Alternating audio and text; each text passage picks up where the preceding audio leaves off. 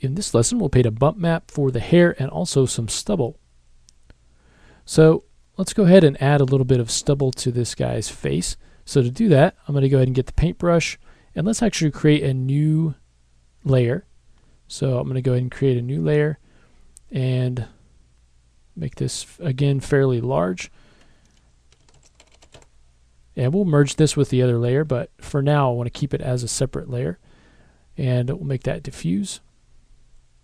Okay, we're going to choose black for the color, and I'm going to get this stamp right here that has this kind of the little dots there.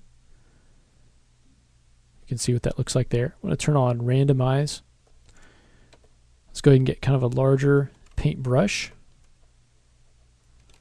And then we can decide on the scale of this, but I'm going to turn on mirroring in the X. And then I want to just drop this stubble in kind of right along the face. Okay, so right down here, obviously up over the mouth there, coming across. And so we'll just go ahead and drop this in,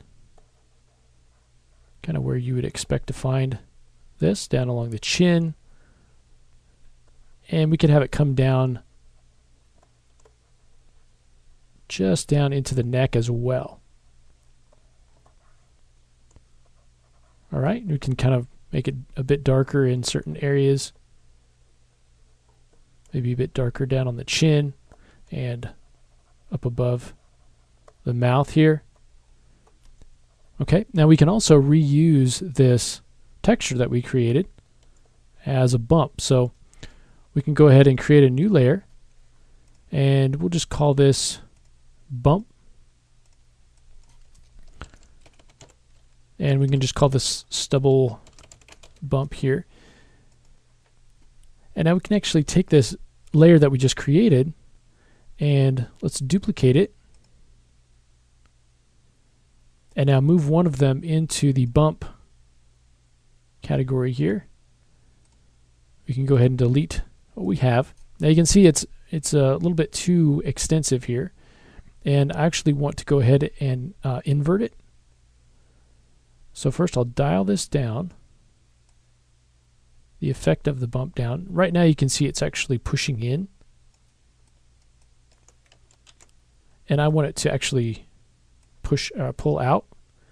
So I'll turn that up a little bit, and then I'm going to go ahead and get invert right down here. I'm going to turn off mirroring, and we want to be careful. I'm going to get a really large brush, and I want to just kind of do this whole in one stroke. So I'm going to try to come around here and just paint through this whole thing. Okay. And so we want that to be sort of raised up. Now we can take a look at this if we solo as diffuse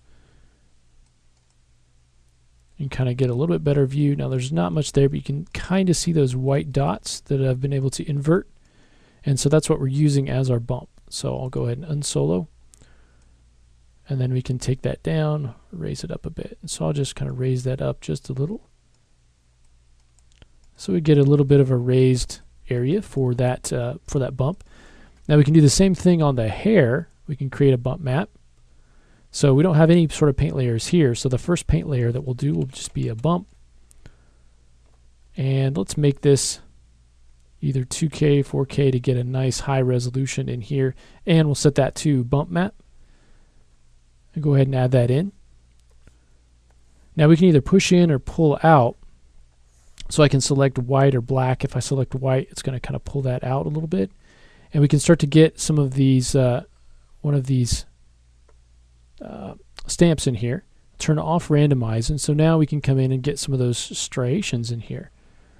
So let me dial the brush size down, and we should be able to see this.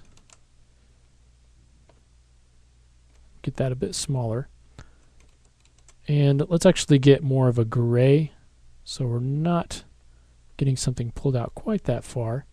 But you can see how we can really quickly, instead of sculpting this detail in here, we can really quickly paint in a bump map on top of the sculpt that we've done to really get some more detail in the hair. So we can come in here, and I'm just painting a bump. Okay, and we kind of follow along with the sculpt that we've created. All right, to kind of get that extra detail in there. And come up here on some of these pieces on the front, and it really helps to add a little bit more detail in there in some of these flat areas. Okay, coming up in here and really give the illusion that there's a lot more detail in there than maybe there actually is. Okay, come up here and do the same thing. And just kind of paint through that. Okay, coming across here. Okay, so this detail isn't actually in the sculpt, again, just in the bump map.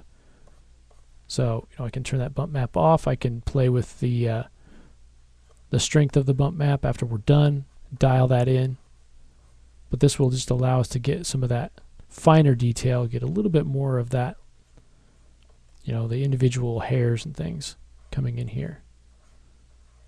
So just combining those together gives us a better effect, and we don't have to subdivide it all the way to get all of that detail within the sculpt.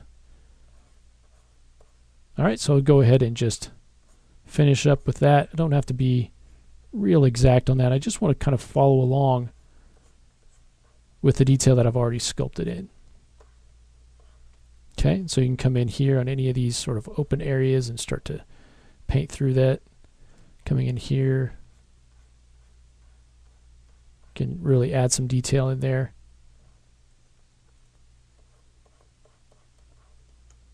All right, so go ahead and do the bump map for the hair, and then also maybe add a little bit of stubble to the face. And then in the next lesson, we'll go in and finish things up by just pushing some of the exaggeration, some of the asymmetry, maybe adding some veins. So we'll go ahead and do that in the next lesson.